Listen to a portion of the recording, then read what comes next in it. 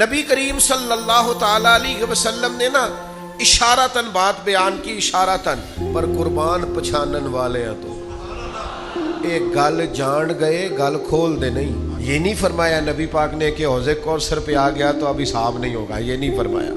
आपने ज्यादा गौर करनी है। मैंने कहा है कुर्बान पछानन वाले हैं तो गल जान गए पर गल खोल दे नहीं।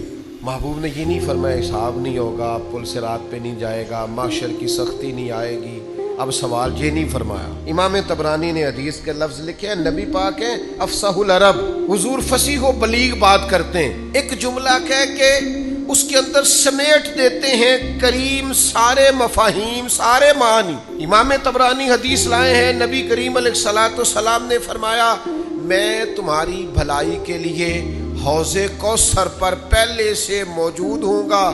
हुजूर फरमाते हैं जो हौज़े कौसर पे आ गया वो कामयाब हो गया।